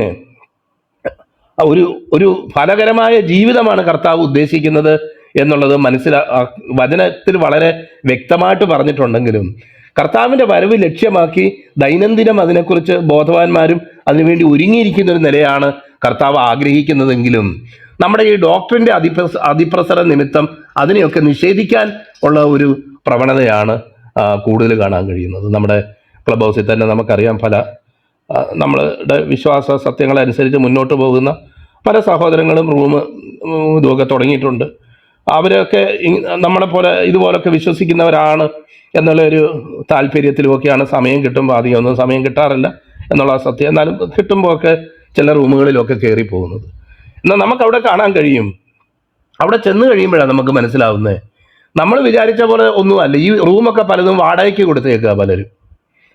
അവിടെ അതിൻ്റെ ഫൗണ്ടേഴ്സോ അല്ലെങ്കിൽ അതിൻ്റെ പ്രധാനപ്പെട്ട ആൾക്കാർ വിശ്വസിക്കുകയും പ്രൊപ്പഗേറ്റ് ചെയ്യുകയും ചെയ്യാൻ ആഗ്രഹിക്കുന്ന വിഷയങ്ങളൊന്നും അല്ല അവിടെ പലപ്പോഴും പറയപ്പെടുന്നതും അവിടെ പലപ്പോഴും പ്രസംഗിക്കപ്പെടുന്നതുമായിട്ടുള്ള കാര്യങ്ങൾ. മറിച്ച് അതിന് വളരെ വിരോധമായിട്ടുള്ള കാര്യങ്ങളാണ് ഇത്തരം സ്ഥലങ്ങളിലൊക്കെ പ്രസംഗിക്കപ്പെടുന്നത്, ഇത്തരം സ്ഥലങ്ങളിലൊക്കെ പ്രൊപ്പഗേറ്റ് ചെയ്യപ്പെടുന്നത് എന്ന് നമുക്ക് അറിയാം. അപ്പോൾ എനിക്ക് കഴിഞ്ഞ ദിവസങ്ങളിലൊക്കെ പണ്ടും ഒക്കെ വിഷമം തോന്നിയിട്ടുള്ള ഒരു കാര്യമാണ്. കാരണം ഇതെന്താ ഇങ്ങനെ സംഭവിക്കുന്നത് എന്ന് മാത്രമല്ല, പല കാര്യങ്ങളും സ്ഥാപിക്കുന്നതിൻ്റെ പുറകിൽ വാക്ചാതുര്യവും അതുപോലെ ആർഗ്യുമെൻറ്റേറ്റീവായിട്ടുള്ള മെൻറ്റാലിറ്റിയും ഒക്കെയാണ് വിജയം നേടുന്നത്. കാരണം ഈ തർക്കവിതർക്കങ്ങളിൽ അല്ലെങ്കിൽ ഡിബേറ്റ് എന്നൊക്കെ പറയുമ്പം അതിൽ സത്യം പറയുന്ന ആൾ ആരാന്നുള്ളത് മാത്രമല്ല അവിടുത്തെ പ്രധാനപ്പെട്ട കാര്യം. അവരവർ വിശ്വസിക്കുന്ന കാര്യം എങ്ങനെ സമർത്ഥമായി അവതരിപ്പിക്കാൻ കഴിയുന്നു എന്നുള്ളതും വെച്ചിട്ടാണ് പലയിടത്തും വിജയവും പരാജയവും അല്ലെങ്കിൽ ആരാണ് സമർത്ഥമായിട്ട് പറഞ്ഞത് എന്നത് തീരുമാനിക്കുന്ന സാഹചര്യങ്ങൾ. അപ്പോൾ തന്നെ ദൈവവചനത്തെ ആ നിലയിൽ ഞാൻ നേരത്തെ പറഞ്ഞല്ലോ, ഒരു പ്രതലത്തിൽ 2 ബിന്ദുക്കൾ കിട്ടിക്കഴിഞ്ഞാൽ പിന്നെ രേഖ വരയ്ക്കാമെന്നുള്ളതാണ്. ഇവിടെ മാത്സ് ഒക്കെ പഠിപ്പിക്കുന്നവരുണ്ടോ എന്ന് എനിക്കറിയില്ല, ഉണ്ടെങ്കിൽ അവർക്ക് മനസ്സിലാവും. കാരണം 2 ബിന്ദുക്കൾ മതി ഒരു രേഖ വരയ്ക്കാൻ. അനന്തമായിട്ട് 2 സൈഡിലേക്കും എത്ര വേണമെങ്കിലും വരച്ചു പോകാം, രേഖയായിട്ട് അതിന് പോകാനായിട്ട് കഴിയും. എന്നാൽ നേരത്തെ പറഞ്ഞ പോലെ പാരബോളയോ സർക്കിളോ അല്ലെങ്കിൽ മറ്റു ചില ഫങ്ഷൻസ് ഒക്കെയാണ് നമ്മൾ ചെയ്യുന്നതെങ്കിൽ അങ്ങനെ ഒരിക്കലും കഴിയത്തില്ല. അതിനും ഓരോ ഭാഗത്തും ഓരോ പോയിന്റ് ആവശ്യമാണ് എന്ന് നമുക്കറിയാമല്ലോ. നമ്മൾ ഈ സൈൻ വേവ് ഇതിനെക്കുറിച്ചൊക്കെ നമ്മൾ കേട്ടിട്ടുണ്ടല്ലോ. അപ്പം ഞാൻ പറഞ്ഞുകൊണ്ട് വരുന്ന വിഷയം എന്താണെന്ന് വെച്ച് കഴിഞ്ഞാൽ, ഇതുപോലെ ഏതെങ്കിലും 1 or 2 കാര്യം, ഞാനിപ്പം ഉദാഹരണം പറയാം, നേരത്തെ ഒരു ഉദാഹരണം പറഞ്ഞല്ലോ കർത്താവിൻ്റെ വരവിനെ സംബന്ധിച്ച്. രണ്ടാമത് ഉള്ള ഒരു കാര്യമാണ് ഫലകരമായ ജീവിതത്തെക്കുറിച്ച് വചനത്തിൽ പറഞ്ഞേക്കുന്ന കാര്യം. അപ്പം കൃപയാൽ നമ്മൾ രക്ഷിക്കപ്പെട്ടവരാണ് എന്നുള്ളത് ദൈവത്തിൻ്റെ വചനം നമ്മളോട് അടിസ്ഥാനപരമായിട്ട് നമ്മളോട് ഊന്നി പറയുന്ന ഒരു കാര്യമാണ്. കൃപയാലല്ലോ വിശ്വാസം മൂലം നാം രക്ഷിക്കപ്പെട്ടിരിക്കുന്നത്, പ്രവൃത്തികളും കാരണമല്ല എന്ന് വളരെ വ്യക്തമായിട്ട് ദൈവവചനത്തിൽ എഴുതപ്പെട്ടിട്ടുണ്ട് എന്ന് നമുക്കറിയാം. നമ്മുടെ പ്രവൃത്തികൾ കാരണമല്ല കർത്താവ് നമ്മളെ രക്ഷിച്ചിരിക്കുന്നത് എന്നുള്ളത് സ്ഥിരം അറിയുന്ന വാക്യമാണേലും ഒന്നുകൂടെ എടുത്ത് വായിക്കാം. എഫേസ്യർക്ക് നിലയിലെ 2-ാം അധ്യായം 8, 9, 10 വാക്യങ്ങൾ. കൃപയാലല്ലോ നിങ്ങൾ വിശ്വാസം മൂലം രക്ഷിക്കപ്പെട്ടിരിക്കുന്നത്, അതിന് നിങ്ങൾ കാരണമല്ല, ദൈവത്തിൻ്റെ ദാനമത്രയാകുന്നു. ആരും പ്രശംസിക്കാതിരിക്കാൻ പ്രവർത്തികളും കാരണമല്ല, നാം അവൻ്റെ കൈപ്പണിയായി സൽപ്രവർത്തികൾക്കായിട്ട് ക്രിസ്തുയേശുവിൽ സൃഷ്ടിക്കപ്പെട്ടവരാകുന്നു. നാം ചെയ്തു പോരേണ്ടതിന് ദൈവം അവ മുന്നൊരുക്കിയിരിക്കുന്നു എന്നവിടെ പറഞ്ഞേക്കുക. അപ്പം നമുക്കറിയാം, ഈ കൃപയാലുള്ള രക്ഷ എന്ന് പറയുന്ന കാര്യത്തെ പറ്റി നമ്മൾ പഠിപ്പിക്കുമ്പോൾ തന്നെ ഫലകരമായ ജീവിതം എന്നുള്ളതും അതിനോടുള്ള ബാലൻസിൽ പോകേണ്ട ഒരു കാര്യമാണ് എന്നുള്ളത് ആ ഭാഗത്തുനിന്ന് തന്നെ കൃപയും അവിടെ എംഫസൈസ് ചെയ്യപ്പെട്ടിട്ടുണ്ട്. നമ്മുടെ പ്രവൃത്തി കൊണ്ടല്ല എന്ന് വ്യക്തമാക്കിയിട്ടുമുണ്ട്. അതുകൊണ്ട് ഒരു ദൈവപൈതൽ ജീവിച്ചിരിക്കുന്ന ഏതെങ്കിലും ഒരു സമയത്തോ കാലത്തോ അവൻ രക്ഷിക്കപ്പെട്ടതോ അവൻ നിലനിൽക്കുന്നതോ കൃപയിലല്ലാതെ വേറെ എന്തെങ്കിലും ഒരു കാര്യത്തിലാണ് എന്ന് അവൻ ചിന്തിക്കുന്നുണ്ടെങ്കിൽ ദൈവവചന പ്രകാരം അവനൊരു ഭോഷൻ തന്നെയാണ്. കാരണം എന്താണെന്ന് വെച്ച് കഴിഞ്ഞാൽ, അങ്ങനെ ഒരിക്കലും ഒരു വ്യക്തിക്ക് കൃപയിലല്ലാതെ, അല്ലെങ്കിൽ കൃപയാൽ രക്ഷിക്കപ്പെട്ടു വന്നതിന് ശേഷം പിന്നെ നമ്മുടെ കയ്യിലിരിപ്പും നമ്മുടെ ഇതൊക്കെ അനുസരിച്ച് എന്തെങ്കിലുമൊക്കെ ചെയ്തോ, അല്ലെങ്കിൽ ചിലർ പറയുന്ന പോലെ നമ്മൾ പറയുന്നു എന്ന് പറയുന്ന പോലെ പറയുന്ന താൻ പാതി ദൈവം പാതി എന്നൊന്നും പറഞ്ഞിട്ടില്ല ദൈവത്തിൻ്റെ വചനത്തിൽ. അങ്ങനെയൊന്നും അല്ല. നമ്മൾ കൃപയാലാണ്. കൊളോസ്യർക്ക് എഴുതുന്ന ലേഖനം 1-ാം അധ്യായം 2-ാം അധ്യായം തോന്നുന്നു അവിടെ വായിക്കുന്നത്, ക്രിസ്താവായ യേശു ക്രിസ്തുവിനെ കൈക്കൊണ്ടതുപോലെ അവൻ്റെ കൂട്ടായ്മയിൽ നടപ്പിൻ. അപ്പൊ കൈക്കൊണ്ടത് എങ്ങനെയാണോ അതേ നിലവാരത്തിൽ അവൻ്റെ കൂട്ടായ്മയിലും നമ്മൾ കടന്നു പോകുന്നുണ്ട്. കൈക്കൊണ്ടത് കൃപയാലാണ്, നമ്മുടെ ശ്രേഷ്ഠതയിലല്ല. അതേ നിലവാരത്തിൽ തന്നെയാണ് പിന്നെ കൈക്കൊണ്ടതുപോലെ അവനിൽ നടക്കാനായിട്ട് നമുക്കുള്ള പ്രബോധനം എന്നുള്ളത് നമ്മൾ മനസ്സിലാക്കണം. അപ്പോൾ കർത്താവ് നമ്മുടെ ജീവിതത്തിൽ നിന്ന് ആഗ്രഹിക്കുന്ന നന്മകളെക്കുറിച്ചും അല്ലെങ്കിൽ നമ്മുടെ ജീവിതത്തെക്കുറിച്ചും ആഗ്രഹിക്കുന്ന സ്ഥാനം എവിടെയാ?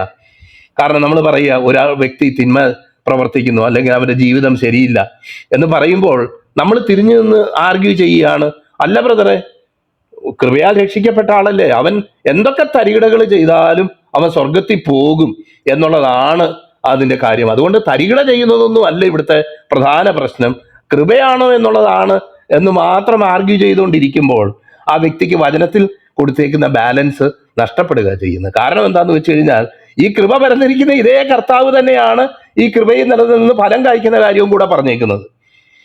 തൻ്റെ വരവിനെ കുറിച്ച് നമ്മുടെ നന്മപ്രവർത്തികൾ കൊണ്ടല്ല, തൻ്റെ കൃപയാൽ നമ്മളെ രക്ഷിച്ച അതേ കർത്താവ് തന്നെയാണ് ഈ കൃപയാൽ രക്ഷിക്കപ്പെട്ടവർക്കുണ്ടാകേണ്ട രൂപാന്തരത്തെക്കുറിച്ചും അവരുടെ ആറ്റിറ്റ്യൂഡിൽ ഉണ്ടാകേണ്ട വ്യതിയാനത്തെക്കുറിച്ചും ഈ കൃപയാൽ രക്ഷിക്കപ്പെട്ടവരോട് തന്നെയാണ് ഈ ദൈവത്തിൻ്റെ വചനത്തിൽ ഫലകരമായിട്ട് ജീവിക്കുന്നതിനെക്കുറിച്ചും പറഞ്ഞേക്കുന്നത് എന്ന് നമ്മൾ ചിന്തിക്കുമ്പോൾ, ആദ്യം കർത്താവ് പറഞ്ഞ ആ സൗജന്യമായ കൃപയാൽ രക്ഷിക്കപ്പെടുന്നതിനെ എക്സ്റ്റെൻഡ് ചെയ്ത് ഈ നേരത്തെ പറഞ്ഞ നേർരേഖ വരച്ചിട്ട് ജീവിതത്തെ തള്ളിക്കളയുന്ന നിലയിലേക്കുള്ള ഒരു വ്യാഖ്യാനത്തിലേക്ക് പോകാൻ കർത്താവ് പോലും ഉദ്ദേശിക്കാത്ത സ്ഥലത്താണ് പലരും ഇന്ന് അങ്ങനെയൊക്കെ പറഞ്ഞു വെക്കുന്നത്. പ്രിയപ്പെട്ടവരെ, രക്ഷിക്കപ്പെടുന്നതിന് മുമ്പും രക്ഷിക്കപ്പെട്ടതിന് ശേഷവും ഇന്ന് രാവിലെ നമ്മൾ ഇവിടെ നിന്ന് പ്രസംഗിക്കുകയാണല്ലോ. എനിക്കോ നിങ്ങൾക്കോ ഈ കൃപയിൽ ആശ്രയിച്ചല്ലാതെ, കർത്താവെ ഞാൻ ഇന്നലെ കുറച്ച് പേർക്ക് അന്നദാനം ചെയ്തു, അല്ലെങ്കിൽ ഇന്നലെ കുറച്ച് പേർക്ക് അത്യാവശ്യക്കാരൻ ഒരുത്തിന് എന്തെങ്കിലും കൊടുത്തു, ഞാൻ ഇന്നലെ രാവിലെ പ്രസംഗിച്ചിട്ട് താഴെ ചെല്ലുമ്പം തന്നെ, പണ്ട് ഞാനൊരു കമ്പനി നടത്തിക്കൊണ്ടിരുന്നത് നിങ്ങളോട് പറഞ്ഞല്ലോ, അപ്പോൾ അവിടെ താൽക്കാലികമായിട്ടൊരു ഡ്രൈവറായിട്ട് വെച്ച ഒരു വ്യക്തി എന്നെ വളരെ വിഷമിപ്പിക്കുകയും എനിക്ക് വലിയ പ്രശ്നങ്ങൾ ഉണ്ടാക്കുകയും ചെയ്തിട്ട് നാട് വിട്ടുപോയ ഒരാൾ പിന്നെയും വന്നേക്കുക വീട്ടിൽ ഒരു സഹായം ചോദിച്ചുകൊണ്ട്. അപ്പം ഇങ്ങനെ ഞാൻ പറയാൻ ആഗ്രഹിക്കുന്ന കാര്യം, നമുക്കറിയാമല്ലോ, അങ്ങനെ വരുന്ന ഒരു വ്യക്തിയെ തള്ളിക്കളയാനൊന്നും കഴിയത്തില്ല. എന്നാൽ ഞാൻ അങ്ങനെ ഒരു അവസ്ഥയിലല്ലായിരുന്നു എങ്കിലും എന്നാലാവത് ചെറിയ ഒരു ഇത് നൽകാൻ തക്കവണ്ണം ഇടയായിത്തീർന്നു. അത് നിങ്ങളെ അറിയിക്കാൻ വേണ്ടി പറയുകയല്ല. അപ്പം നമ്മളെക്കുറിച്ച് ദൈവം ആഗ്രഹിക്കുന്ന നിലവാരം എന്ന് പറയുന്നത്, കർത്താവെ ഞാൻ ഇന്ന് വന്ന് പറയുക, ദൈവം അങ്ങനെ വന്നവന് ഞാൻ ഇച്ചിരി വണ്ടിക്കൂലിയുടെ കാശ് കൊടുത്ത് വിട്ട്, അതുകൊണ്ട് ഞാൻ നിന്റെ സന്നിധിയിൽ ആ വണ്ടിക്കൂലി കാശ് കൊടുത്തവനായ ഞാൻ അതിൻ്റെ അടിസ്ഥാനത്തിൽ നിന്റെ സന്നിധിയിൽ വരാൻ ആഗ്രഹിക്കുന്നു എന്ന് പറഞ്ഞാൽ അതൊരു ബോഷ്കല്ലേ? അതിൻ്റെ അടിസ്ഥാനത്തിൽ എനിക്ക് വരാൻ കഴിയുമോ? നമ്മൾ മാത്രമല്ല, ആ കർത്താവ് ആഗ്രഹിക്കുന്ന നിലയിലുള്ള ഒരു നന്മ പ്രവൃത്തി ചെയ്യാൻ നമുക്ക് കഴിയുകയില്ല എന്ന് പറയുമ്പോൾ അതിൻ്റെ സാങ്കത്യം കൂടെ നമ്മൾ മനസ്സിലാക്കണം. അത് ദൈവവചനത്തിൽ പറഞ്ഞേക്കുന്നത് നമ്മുടെ രക്ഷയോടുള്ള ബന്ധത്തിലും ദൈവസന്നിധിയിൽ നീതീകരിക്കപ്പെടുന്നതിനുള്ള ബന്ധത്തിലുമാണ് നമ്മുടെ പ്രവൃത്തികളുടെ അടിസ്ഥാനമല്ല എന്ന് പറഞ്ഞേക്കുന്നതെന്നും. എന്നാൽ തുടർന്ന് നമ്മൾ കണ്ടിന്യൂ ചെയ്യുന്ന ഓരോ അവസരങ്ങളിലും നമുക്ക് പറയാനുള്ളത് ഇത്രയേ ഉള്ളൂ: കുഞ്ഞാടേ, നീ അറക്കപ്പെട്ടു, നിന്റെ രക്തം കൊണ്ട് എന്നെ വിലയ്ക്ക് വാങ്ങി, നിന്റെ കൃപയിൽ തന്നെയാണ് ഞാൻ ഇന്നും നിൽക്കുന്നത്. അല്ലാതെ ഞാൻ എന്തെങ്കിലും രക്ഷിക്കപ്പെട്ടതിന് ശേഷം ചെയ്ത ഏതെങ്കിലും പ്രവൃത്തിയുടെ അടിസ്ഥാനത്തിൽ അല്ല ഞാൻ നിൽക്കുന്നത്. എന്നാൽ ഈ കൃപയിൽ നിൽക്കുന്ന ഒരു വ്യക്തിക്ക് ഈ കൃപയിൽ അവൻ നിൽക്കുന്നത് കൊണ്ട് ഉണ്ടാകുന്ന ഒരു രൂപാന്തരമുണ്ട്. അവൻ ഈ കൃപയിൽ നിൽക്കുന്നത് കൊണ്ട് അവൻ്റെ ജീവിതത്തിൽ ദൈവം പ്രതീക്ഷിക്കുന്ന ചില കാര്യങ്ങളുണ്ട്. കൃപയിലാണ് നിൽക്കുന്നതെങ്കിൽ അവനിൽ ഈ ഫലങ്ങളുണ്ടാകും. കാരണം ആ കൃപയാൽ രക്ഷിക്കപ്പെട്ട ഒരുത്തന് 50,000 അലച്ചു കിട്ടിയവന് 50 കടമുള്ളവൻ്റെ കഴുത്തെ പിടിക്കാൻ പറ്റത്തില്ല. അല്ലെങ്കിൽ അവൻ്റെ ആറ്റിറ്റ്യൂഡ് മാറും. ഇത്രയും എന്നെ സ്നേഹിച്ച് എൻ്റെ കർത്താവ്, ഞാൻ പാപത്തിൽ ജീവിച്ചപ്പം എനിക്ക് വേണ്ടി തൻ്റെ ജീവനെ കൊടുത്ത കർത്താവ്, ഞാൻ നിറഞ്ഞ ശേഷം അവനാൽ എത്രയധികമായി രക്ഷിക്കപ്പെടും എന്നുള്ള ഒരു ബോധത്തിലും ആ ഒരു നിലവാരത്തിലും അവൻ ജീവിക്കും. കാരണം അങ്ങനെ ജീവിക്കാത്ത ഒരു വ്യക്തിക്ക് ഈ കൃപയെക്കുറിച്ച് അവന് ബോധമില്ല എന്നുള്ളതാണ് നമുക്ക് മനസ്സിലാക്കാൻ കഴിയുന്നത്. അവന് ഈ കൃപയെക്കുറിച്ച് ബോധമില്ല. അവൻ എങ്ങനെയാണ് രക്ഷിക്കപ്പെടും? കൃപ എന്ന് പറയുന്നുള്ള അല്ലാതെ ഈ കൃപ എങ്ങനെ അവൻ്റെ ജീവിതത്തെ രൂപാന്തരപ്പെടുത്തുമെന്നും കൃപ അവൻ്റെ ജീവിതത്തിൽ ഫലകരമായ ജീവിതത്തിൽ ദൈവനാമത്തെ മഹത്വപ്പെടുത്തിക്കൊണ്ട് അവൻ്റെ വരവിന് വേണ്ടി ഒരുങ്ങിയിരിക്കാൻ തക്കവണ്ണം അവനെ എങ്ങനെ സഹായിക്കും എന്നുള്ളതിനെ പറ്റി അവന് ബോധമില്ല. ആ ബോധമില്ലാത്തത് കൊണ്ടാണ് പറയുന്നത് നന്മപ്രവൃത്തി വേണമെന്ന് പറയുമ്പോൾ നിങ്ങൾ ഉദ്ദേശിക്കുന്നത് നന്മപ്രവൃത്തി ഇല്ലെങ്കിൽ നമ്മളങ്ങ് രക്ഷിക്കപ്പെടുകയില്ലെന്നാണോ, അല്ലെങ്കിൽ രക്ഷിക്കപ്പെട്ടവരല്ലെന്നാണോ പറയുന്നത്? കത്തോലിക്ക ഉപദേശം അല്ലേ എന്നൊക്കെ ചോദിക്കുമ്പോൾ എന്താ ഉദ്ദേശിക്കുന്നത്? ഈ കൃപ, ഈ ഭാഗ്യകരമായ ദൈവകൃപ, എല്ലാവർക്കും രക്ഷാകരമായ ദൈവകൃപ ഉദിച്ചുവല്ലോ എന്ന് വചനത്തിൽ നമ്മൾ വായിക്കുന്നത്, ഈ കൃപ നമ്മുടെ ജീവിതത്തെ രൂപാന്തരപ്പെടുത്തും. ഒരുവൻ ക്രിസ്തുവിലായാൽ അവൻ പുതിയ സൃഷ്ടിയാകുന്നു എന്നുള്ളത്. ജീവിതത്തിന് രൂപാന്തരം വരാത്ത കൃപയല്ല. കാരണം ഈ കൃപ ജീവിതത്തിന് രൂപാന്തരം വരുത്തുകയും നമ്മുടെ ഇന്ന് വരെയുള്ള നമ്മുടെ നടപ്പിൽ നിന്ന് നമ്മളെ മാറ്റി അന്ധകാരത്തിൻ്റെ ആധിപത്യത്തിൽ നിന്ന് സ്നേഹസ്വരൂപനായ പുത്രൻ്റെ രാജ്യത്തിൽ നമ്മളെ ആക്കി വെച്ചതായി കൃപ എന്നുള്ളത് മറന്നു പോകരുത്. ഈ കർത്താവിനെ അറിഞ്ഞു എന്ന് പറയുകയും ഇരുട്ടിൽ നടക്കുകയും ചെയ്യുന്നവൻ കള്ളനാകുന്നു എന്ന് യോഹന്നാൻ പറയുന്നതിൻ്റെ കാര്യം അതാ. അല്ലെങ്കിൽ മറ്റു പല ദൈവവചന ഭാഗങ്ങളിലും കർത്താവ് ആഗ്രഹിക്കുന്നത് ഈ കൃപ അനുഭവിച്ചിട്ട് ഭൂമി ഹിതകരമായ സസ്യാദികളെ വിളയിക്കുന്നു എങ്കിൽ എന്ന് പറയുന്നതിൻ്റെ അർത്ഥം എന്താ? കൃപ അനുഭവിച്ചവൻ, ഈ മഴ പെയ്തത് കുടിച്ചവൻ, അവൻ്റെ ജീവിതത്തിൽ നിശ്ചയമായും ഹിതകരമായ സസ്യാദികളെ വിളയിക്കും. മുള്ളും ഞെരിഞ്ഞിലും മുളപ്പിച്ചാലോ അത് ശാപത്തിനടുത്തതും അത് തള്ളപ്പെട്ടു. ഞാൻ ആ വാക്യം ഇപ്പോഴും ഈ വാക്യങ്ങളെല്ലാം മറന്നു പോകുക, എന്തുവാന്ന് എനിക്കറിയത്തില്ല. എന്നെ ഒരാളിങ്ങനെ വിളിച്ചുകൊണ്ടിരിക്കുക.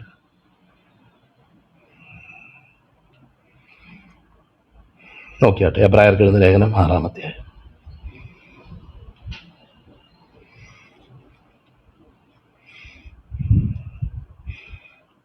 അതിൻ്റെ 7-ാം വാക്യം, 6-ാം അധ്യായം 7-ാം വാക്യം. പലപ്പോഴും പെയ്ത മഴ കുടിച്ചിട്ട് ഭൂമി കൃഷി ചെയ്യുന്നവർക്ക് ഹിതകരമായ സസ്യാദികളെ വിളയിക്കുന്നു എങ്കിൽ ദൈവത്തിൻ്റെ അനുഗ്രഹം പ്രാപിക്കുന്നു. മുള്ളും ഞെരിഞ്ഞിലും മുളപ്പിച്ചാലോ അത് കൊള്ളരുതാത്തതും ശാപത്തിന് അടുത്തതുമാകുന്നു. ചുട്ടുകളയത്രേ അതിൻ്റെ അവസാനം. നിങ്ങൾ മുന്തിരിവള്ളിയും ഞാൻ മുന്തിരിവള്ളിയും നിങ്ങൾ കൊമ്പുകളുമാകുന്നു. നിങ്ങൾ എന്നിൽ വസിപ്പിൻ, എന്നാൽ ഞാൻ നിങ്ങളിലും വസിക്കും. നിങ്ങൾ എന്നിൽ വസിക്കുമ്പോൾ നിങ്ങൾ അധികം ഫലം കായ്ക്കും. ഫലം കായ്ക്കാത്തവ അധികം ഫലം കായ്ക്കുന്നതിന് വേണ്ടി ചെത്തി വെടിപ്പാക്കുന്നു. നിങ്ങൾ ഫലം കായ്ക്കുന്നതിനാൽ എൻ്റെ പിതാവ് മഹത്വപ്പെടുന്നു, എൻ്റെ പിതാവിൻ്റെ നാമം മഹത്വപ്പെടുന്നു. അങ്ങനെ നിങ്ങൾ എൻ്റെ ശിഷ്യന്മാരാകും എന്നുള്ള ദൈവവചന ഭാഗം നമ്മൾ മറന്നു പോകരുത്. ഈ മുന്തിരിവള്ളിയിലാണോ വസിക്കുന്നത്? ഈ മുന്തിരിയുമായിട്ടാണോ നമ്മുടെ ബന്ധം? നിശ്ചയമായിട്ടും അത് ഫലം കായ്ക്കണം. കായ്ക്കാൻ എന്തെങ്കിലും തടസ്സമുള്ളത് കർത്താവ് അതിൻ്റെ പ്രൂണിങ് പ്രോസസ്സിലൂടെ കർത്താവ് അത് കായ്ക്കാൻ തക്കവണ്ണം അത് വെടിപ്പാക്കുകയും ചെയ്യും. എന്നാൽ കായ്ക്കാത്തതോ? അപ്പൊ കർത്താവ് പറയുക കായ്ക്കാത്തതിനെ വെട്ടിക്കളയുമെന്ന് പറഞ്ഞാൽ അതെങ്ങനെ കർത്താവെ വെട്ടുന്നേ? കൃപയാലല്ലേ രക്ഷിക്കപ്പെട്ടിരിക്കുന്നു. അൺകണ്ടീഷണലായിട്ട് ഇലക്ട് ചെയ്യപ്പെട്ട എന്നെ നീ വെട്ടിക്കളയുന്നത് എങ്ങനാ? അങ്ങനെ വല്ലോ പറ്റുമോ? അങ്ങനെ സാധിക്കുമോ? നോക്കിയാട്ടെ, ആൾക്കാർ കുറയുന്നത് അനുസരിച്ച് എനിക്ക് സന്തോഷമാണ് വരുന്നത്. കാരണം ഈ പഠിപ്പിക്കാനൊക്കെ നല്ലപോലെ കേൾക്കാൻ മനസ്സുള്ള കുറച്ച് പേരെ ഇവിടെ പ്രസംഗിക്കുന്നത് അതിൻ്റെ സുഖം. അപ്പം ഇങ്ങനെയൊക്കെ ആയിരിക്കുമ്പം ഒരു കാര്യം ആലോചിച്ച് നോക്കണം.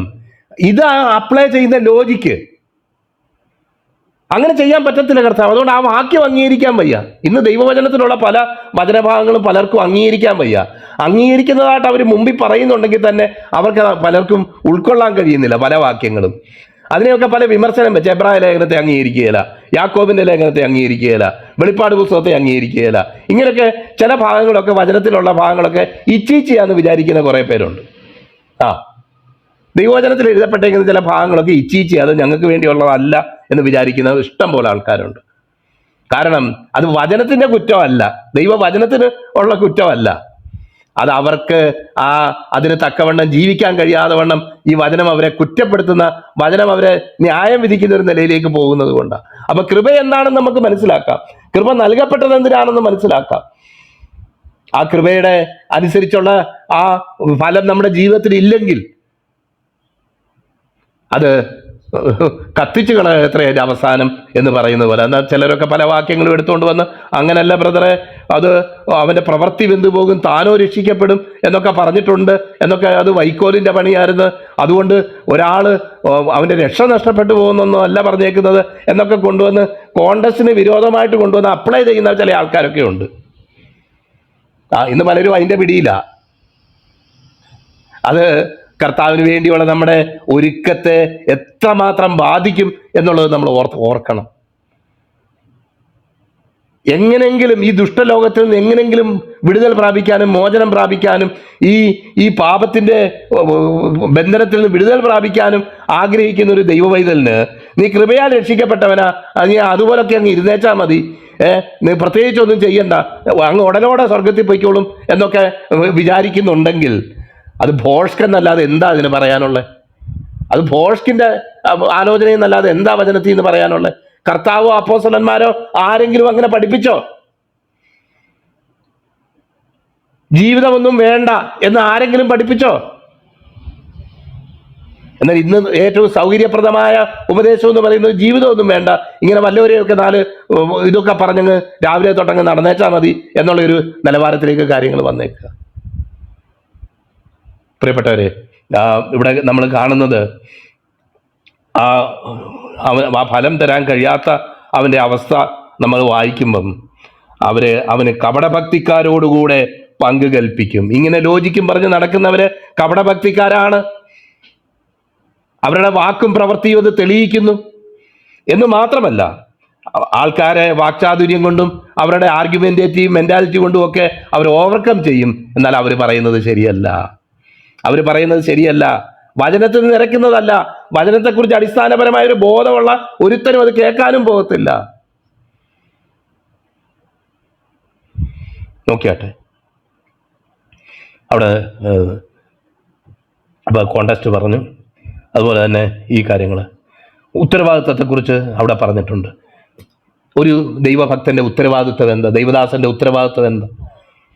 തൻ്റെ ശിഷ്യന്മാരോട് എക്സ്ക്ലൂസീവായിട്ട് പറഞ്ഞതുകൊണ്ട് ശിഷ്യന്മാരെ കൊണ്ട് ദൈവം ഉദ്ദേശിക്കുന്ന ഉത്തരവാദിത്വം എന്താ? തങ്ങൾ ആരെയാണോ അതിനുവേണ്ടി ഒരുക്കാനായിട്ട് യജമാനൻ അവരെ ഏൽപ്പിച്ചിരിക്കുന്നത്, ആ ലക്ഷ്യത്തിൽ അവരെ നിർത്തുക എന്നുള്ളതാ ആ ദാസന്മാരുടെ ഉദ്ദേശം, ദാസന്മാരെ ഏൽപ്പിച്ചിരിക്കുന്ന ദൗത്യം.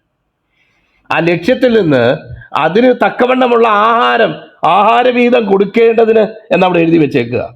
തത്സമയം ഭക്ഷണം കൊടുക്കേണ്ടതിന് അവരുടെ മേൽ ആക്കി വെച്ച വിശ്വസ്തനും ബുദ്ധിമാനുമായ ദാസന്മാർ. യജമാനൻ വരുമ്പോൾ അങ്ങനെ തന്നെ ചെയ്തു കാണുന്നവൻ തന്നെ. നമുക്കറിയാം വചനത്തിൽ, അപ്പോൾ ആകെ ഞാൻ റെഫറൻസ് വിട്ടുപോയി. വിശേഷാൽ വചനത്തിൽ, ദൈവവചനത്തിലും ഉപദേശത്തിലും അധ്വാനിക്കുന്ന മൂപ്പന്മാരെ ഇരട്ടിമാനത്തിന് യോഗ്യരായി എണ്ണുവൻ. അവനവൻ്റെ ആഗ്രഹങ്ങൾക്കോ അഭിലാഷങ്ങൾക്കോ അനുസരിച്ച് ലക്ഷ്യമാക്കി ഉപദേശിക്കുന്നവരെ അല്ല, സഭയിലെ രാഷ്ട്രീയത്തിന് ഇതാക്കിക്കൊണ്ട് അതിനെ വ്യംഗ്യമായിട്ടോ ഒക്കെ സൂചിപ്പിച്ചുകൊണ്ട് പ്രസംഗിക്കുകയും പഠിപ്പിക്കുകയും ചെയ്യുന്നവരെ അല്ല. ഞാൻ കർത്താവിങ്കിൽ നിന്ന് പ്രാപിക്കുകയും നിങ്ങളെ ഏൽപ്പിക്കുകയും ചെയ്തത് എന്നാൽ എന്ന് ദൈവത്തിന്റെ വചനത്തിൽ പറഞ്ഞേക്കുന്ന പോലെ കർത്താവിങ്കിൽ നിന്ന് പ്രാപിക്കുകയും ജനത്തിന് ഏൽപ്പിച്ചു കൊടുക്കുകയും ചെയ്യുന്നതാ ദൈവം ആഗ്രഹിക്കുന്നതായിട്ടുള്ള കാര്യം. കർത്താവിൽ നിന്നാ പ്രാപിക്കേണ്ടത്. അതിൽ ഒരു പഠനത്തിൽ നിന്നോ ലോജിക്കുന്നോ വേറെ ആരെങ്കിലും എഴുതി വെച്ചതിൽ നിന്നോ ഇതൊന്നും വായിക്കരുതെന്നോ പറയരുതെന്നോ അല്ല ഞാൻ പറയുന്നത്.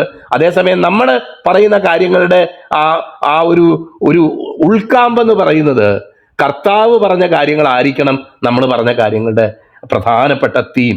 ഇന്ന കാര്യത്തെക്കുറിച്ചാണ് പറയാൻ, അല്ലെങ്കിൽ ഞാൻ ശുശ്രൂഷിക്കുകയും ഞാൻ പ്രസംഗിക്കുകയും ചെയ്യുന്ന കൂട്ടായ്മയിലെ ചില വ്യക്തികൾക്ക് ഇന്ന രീതിയിലുള്ള ചില ആത്മീയ കാഴ്ചപ്പാടുകൾ പകർന്നു കൊടുക്കാൻ ഞാൻ ആഗ്രഹിക്കുന്നു, ഇന്ന വിഷയത്തെക്കുറിച്ച് പഠിപ്പിക്കാൻ ആഗ്രഹിക്കുന്നു, അല്ലെങ്കിൽ ഇതുപോലുള്ള ചില കാര്യങ്ങൾക്ക് അവിടെ നീഡുണ്ട് എന്ന് മനസ്സിലാക്കി ദൈവകൃപയിൽ ആശ്രയിച്ച് ആ നിലയിൽ ആ ഇടിഞ്ഞുപോയ വാളുകളെ ബിൽഡ് ചെയ്യുന്നു എന്ന് നമ്മൾ പറയുന്ന പോലെ അങ്ങനെ ഒരു ബിൽഡിംഗ് അപ്പ കർത്താവ് ആഗ്രഹിക്കുന്നത്. അതെ, BGB ബ്രദർ വാക്യോട് നന്നായി ഭരിക്കുന്ന മൂപ്പന്മാരെ, പ്രത്യേകം വചനത്തിലും ഉപദേശത്തിലും അധ്വാനിക്കുന്നവരെ തന്നെ ഇരട്ടി മാനത്തിന് യോഗ്യരായി എണ്ണുകയാണ്. അപ്പൊ കർത്താവിന്റെ വരവ് വരെ നമ്മൾ പരസ്പരം ചെയ്യേണ്ടത് നമുക്കറിയാം. എബ്രായർക്ക് എഴുതുന്ന ലേഖനം വായിക്കുന്നു, പാപത്തിന്റെ ചതിയാൽ സഹോദരൻ കഠിനപ്പെട്ടു പോകാതിരിക്കേണ്ടതിന് ഇന്ന് എന്ന് പറയുന്നിടത്തോളം പ്രബോധിപ്പിക്കുക എന്ന് പറയുന്നത്.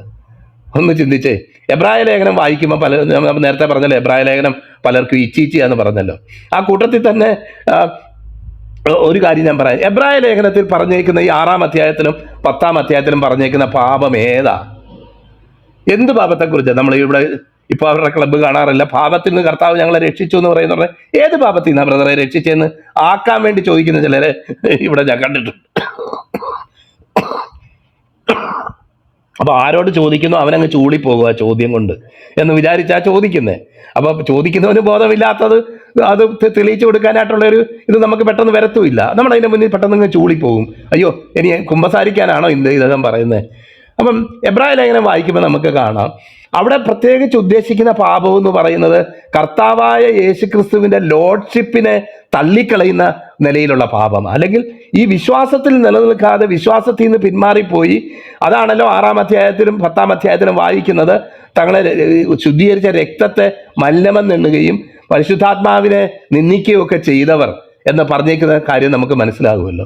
അപ്പം അവൻ ഏത് സ്വാതന്ത്ര്യം വെച്ച്, മനുഷ്യന് സ്വാതന്ത്ര്യം ഇല്ല എന്ന് വിചാരിക്കുന്ന ഒരുത്തന് പിന്നെ അങ്ങനെ ചിന്തിക്കാൻ പറ്റുകയില്ലല്ലോ. മനുഷ്യന് ദൈവം സ്വാതന്ത്ര്യം കൊടുത്തിട്ടില്ല, ഇത് നേരത്തെ പ്രോഗ്രാം ചെയ്ത് വെച്ചതാണ് എന്നുള്ള നിലയിൽ ചിന്തിക്കുന്നവർക്ക് അത് ചിന്തിക്കാനുള്ള വകുപ്പില്ല. എന്നാൽ മനുഷ്യന് ദൈവം സ്വാതന്ത്ര്യം കൊടുത്തിരിക്കുന്നു എന്ന് വിചാരിക്കുന്നവർക്ക് അവിടെ നിശ്ചയമായിട്ടും അവർക്ക് മനസ്സിലാക്കാനായിട്ട് കഴിയും. അവർക്ക് ഏത് സ്വാതന്ത്ര്യം വെച്ച് കർത്താവായ യേശുക്രിസ്തുവിനെ രക്ഷകനും കർത്താവുമായി സ്വീകരിച്ചോ അതേ സ്വാതന്ത്ര്യം കൊണ്ട് തന്നെ ലോകത്തിന്റെ പറ്റുമാനം കൊണ്ടും പാപത്തിന്റെ ചതി കൊണ്ടും ഈ ലോകത്തിലുള്ള എതിർപ്പുകളും കഷ്ടവും നിമിത്തവും നമ്മൾ ചില വിതയ്ക്കുന്നവന് ഉപമയെ തന്നെ അങ്ങനെ വായിക്കുന്നുണ്ട്. കഷ്ടവും എതിർപ്പും വന്നപ്പോൾ ക്ഷണികന്മാരാകിയാൽ അവര് ക്ഷണത്തിൽ വാടിപ്പോയി എന്ന് പറയുന്നത് പോലുള്ള അനുഭവങ്ങൾ ഉണ്ടാകുന്നതായിട്ട് വചനത്തിൽ തന്നെ എഴുതിയിട്ടുള്ള ഒരു കാര്യമാണ്. അല്ല ഒരിക്കൽ രക്ഷിക്കപ്പെട്ടു, വൺ സേവ്ഡ് ഓൾവേസ് സേവ്ഡ് എന്ന് ദൈവത്തിന്റെ വചനത്തിൽ എങ്ങും എവിടെ എഴുതിയിട്ടില്ല. അതൊക്കെ ഈ ഇന്റർപ്രേറ്റ് ചെയ്തുണ്ടാക്കുന്ന ചില ഡോക്ടറുകളാണെന്ന് നമുക്കറിയാം. അപ്പം ഈ എബ്രായ ലേഖനത്തിലെ പാപം എന്ന് പറയുന്നതും അവിടെ ഞാൻ കൊഞ്ഞനം കാണിച്ചു, അല്ലെങ്കിൽ കോപ്രായം ചെയ്തു, അല്ലെങ്കിൽ ഞാൻ അവനെ നുള്ളി പിച്ചി എന്നുള്ള പാപമൊന്നും അല്ല അവിടെ പറഞ്ഞേക്കുന്നത്. അവിടെ പറഞ്ഞേക്കുന്ന പാപം എന്ന് പറയുന്നത് ഈ കർത്താവ് ഞാൻ വിശ്വസിക്കുന്നില്ല, അവൻ എൻ്റെ കർത്താവുമല്ല രക്ഷകനുമല്ല, അവൻ്റെ രക്തം എൻ്റെ പാപത്തെ രക്ഷിക്കാൻ പോരാ, അവൻ്റെ പരിശുദ്ധാത്മാവിനെ നിന്ദിക്കുക. ഈ നിലയിലുള്ള ദൈവത്തിൻ്റെ പരിശുദ്ധാത്മാവ് ഒരു വ്യക്തിയുടെ ഹൃദയത്തിൽ പാപത്തെക്കുറിച്ചും നീതിയെക്കുറിച്ചും ന്യായവിധിയെക്കുറിച്ചും ബോധ്യം വരുത്തുന്നത് എന്താണോ ആ ദൈവത്തിൻ്റെ പരിശുദ്ധാത്മാവിൻ്റെ പ്രവൃത്തിക്കെതിരെ പ്രവർത്തിക്കുന്ന ഒരു കാര്യത്തെയാണ് അവിടെ എഴുതപ്പെട്ടേക്കുന്നത്. അതാ എബ്രായ ലേഖനത്തിൻ്റെ കോണ്ടെക്സ്റ്റിൽ ആ പാപം എന്നുള്ളതുകൊണ്ട് നമുക്ക് മനസ്സിലാക്കാൻ കഴിയുന്നത്. അതാണ് ഈ മനഃപൂർവ്വം പാപം. കാരണം ഒരു വ്യക്തിക്ക് ചെയ്യാൻ കഴിയുന്ന ഏറ്റവും വലിയ മനഃപൂർവ്വ പാപം എന്താ? അത് പിച്ചുക, നുള്ളുക, അല്ലെങ്കിൽ ഒരുത്തനോട് എന്തെങ്കിലും ഒന്ന് ചൂടായി പറയുക, അതാണോ? അല്ല. അവന് ഏറ്റവും ഡെലിബറേറ്റ് ആയിട്ട് ചെയ്യാൻ കഴിയുന്ന പാപം, അവൻ്റെ നിലനിൽപ്പിനെ തന്നെ ബാധിക്കുന്ന പാപം എന്ന് പറയുന്നത് അവൻ ഈ ലോഡ്ഷിപ്പിനെ തള്ളിക്കളയുന്നതായിട്ടുള്ള ഒരു നിലവാരത്തെയാണ് നമുക്ക് ചിന്തിക്കാൻ. അത് തന്നെയാണ് എബ്രായ ലേഖനത്തിൽ അവിടെ ഉദ്ദേശിച്ചിരിക്കുന്നത് നമുക്ക് മനസ്സിലാക്കാം. അപ്പം അത് മനസ്സിലാക്കാതെ അതിനെ വേറൊരു നിലയിൽ ചിന്തിക്കുമ്പം അത് എങ്ങനെ നമുക്കതിനെ ഏറ്റെടുക്കാനായിട്ട് കഴിയും എന്ന് നമുക്ക് നോക്കിയാട്ടെ. അപ്പം ഞാൻ പറഞ്ഞുകൊണ്ട് വന്നത്, മാറാൻ കഴിയുമോ? ഇങ്ങനെ ദൈവം ചില ഉത്തരവാദിത്തങ്ങൾ ഏൽപ്പിച്ചവർക്ക് ഉത്തരവാദിത്തത്തിൽ നിന്ന് മാറാൻ പറ്റുമെന്നല്ലേ ഇവിടെ എഴുതിയേക്കുന്നത്. തക്ക സമയത്ത് ആഹാരം കൊടുക്കാനായിട്ടാ ആക്കി വെച്ചത്, വചനത്തിലും ഇതിലൊക്കെ അധ്വാനിക്കാനായിട്ടാ ആക്കി വെച്ചേക്കുന്നത്. എന്നാൽ അവനിപ്പോൾ ചെയ്യുന്നത് എന്തുവാ? അവൻ ചെയ്യുന്നത് കർത്താവ് വരികയില്ല എന്ന് അവൻ ഹൃദയത്തിൽ ആദ്യം അങ്ങ് പറഞ്ഞു. ഈ പറഞ്ഞ സമയത്തും പറഞ്ഞ കാലത്തും ഒന്നും ഇങ്ങേര് വരാൻ പോകുന്നില്ല, ഇതൊക്കെ വെറുതെ മനുഷ്യനെ പേടിപ്പിക്കാൻ വേണ്ടി പറഞ്ഞതാണ്, അങ്ങനെ ഒരു വരവ് സംഭവിക്കാൻ പോകുന്നില്ല എന്ന് അവൻ്റെ ഹൃദയത്തിൽ പറഞ്ഞു. അതിനുശേഷം അവൻ്റെ മറ്റുള്ള ആക്ടിവിറ്റീസിലേക്ക് പോകുന്നു. പ്രിയപ്പെട്ടവരെ, ഹൃദയത്തിൻ്റെ ഉള്ളിലുള്ള ദൈവവചനം ഒരു വ്യക്തിക്ക് നഷ്ടപ്പെടുമ്പോഴാണ് അവന് ബാഹ്യമായിട്ടുള്ള വ്യത്യാസങ്ങൾ ഉണ്ടാകുന്നത്. ബാഹ്യമായിട്ടുള്ള എന്തെങ്കിലും അറിയാതെന്ന് പറ്റിയെന്ന് വെച്ചതൊന്നും അല്ല.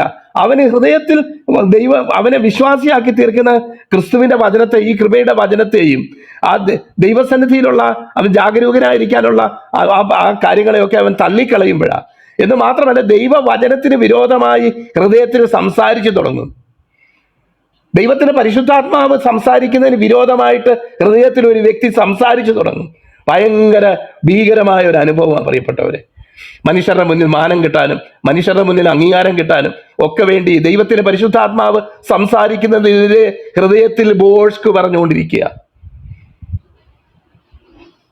പിന്മാറ്റത്തിന് വലിയൊരു കൊടുമുടിയാണ് ഹൃദയത്തിൽ പറഞ്ഞുകൊണ്ടിരിക്കുക. പുറമേ ഒന്നും പറയുന്നില്ല, ഹൃദയത്തിൽ ഇത് പറഞ്ഞുകൊണ്ടിരിക്കുക. കുറച്ച് കഴിയുമ്പം ഈ ഹൃദയത്തിൽ പറയുന്നത് പുറത്ത് കേട്ടു തുടങ്ങും. ഈ ഹൃദയത്തിൽ പറയുന്നത് കുറച്ച് കഴിയുമ്പം താനെ കേട്ടു തുടങ്ങും. ആർക്കും അങ്ങനെ ദീർഘകാലം ഈ ഹൃദയത്തിൽ പറയുന്നത് മറച്ചു വയ്ക്കാൻ പറ്റത്തില്ല. അത് ഉള്ളിലുള്ള പിന്മാറ്റം പ്രത്യക്ഷമായ പിന്മാറ്റമാകും. ആദ്യം നമുക്ക് കാണാം, എബ്രായ സഭയിൽ തന്നെ പിന്മാറ്റത്തിൻ്റെ സ്റ്റെപ്പുകൾ ഏതാന്നുള്ളത് എബ്രായ ലേഖനം ആദ്യം മുതൽ അവസാനം വരെ വായിക്കുമ്പം നമുക്ക് കാണാം. ആദ്യം സഭായോഗം മുടക്കുന്നത് മാത്രമേ ഉള്ളായിരുന്നു, അല്ലെങ്കിൽ മറ്റു ചില ലക്ഷണങ്ങളൊക്കെ അവിടെ എഴുതിയിട്ടുണ്ട്. എന്നാൽ അത് പോയി ജീവനുള്ള സത്യദൈവത്തെ തിരിച്ചു കളയുന്ന ഒരു അനുഭവത്തിലേക്ക് പോലും എത്തിച്ചേരുന്ന ഒരു സാഹചര്യത്തിലാണ് അത് എഴുതപ്പെട്ടേക്കുന്നത് നമുക്കറിയാം. അതുകൊണ്ട് വൺസ് സേവ്ഡ് ഓൾവേസ് സേവ്ഡ് എന്ന് ദൈവത്തിന്റെ വചനത്തിൽ എങ്ങും പറഞ്ഞിട്ടില്ല. അത് വളരെ ജാഗരൂകരായിട്ട് ഇരിക്കാൻ തന്നെയാണ് ദൈവത്തിന്റെ വചനത്തിൽ പറഞ്ഞേക്കുന്നത്. അല്ലാതെ ചില കൃപയുടെ അല്ലെങ്കിൽ റോമാലേഖനം 5-ാം അധ്യായം അങ്ങ് തെറവായിട്ട് പഠിച്ചതുകൊണ്ട് അവിടുന്ന് ഒരു സ്ട്രെയിറ്റ് ലൈൻ വരച്ച് അത് മാത്രമേ ഉള്ളൂ, വേറൊന്നും ഇല്ല എന്ന് പറയുന്നതല്ല. കൃപയാൽ നീതീകരിക്കപ്പെട്ടവരാണ്, നമുക്ക് ദൈവത്തോട് സമാധാനമുണ്ട് എന്ന് പറയുമ്പോൾ തന്നെ നാം ആത്മാവിനെ അനുസരിച്ച് ജീവിക്കുകയും ജഡത്തെ അനുസരിക്കാതിരിക്കുകയും ചെയ്ത കാര്യവും ദൈവത്തിന്റെ വചനത്തിൽ പറഞ്ഞിട്ടുണ്ട്. അതുകൊണ്ട് ഇവിടെ നമുക്ക് കാണാം, ഉത്തരവാദിത്വം ഏൽപ്പിച്ചു പോയ ആൾക്കാർ തന്നെയാണ് അവർ ഹൃദയത്തിൽ അതിനെ റീഡിഫൈൻ ചെയ്തിട്ട് ഉത്തരവാദിത്വത്തിൽ നിന്ന് മാറിപ്പോയി. അപ്പം ഇത് ഭരമേൽപ്പിച്ച ദാസന്മാർക്ക് അത് മാറാൻ പറ്റുമോ?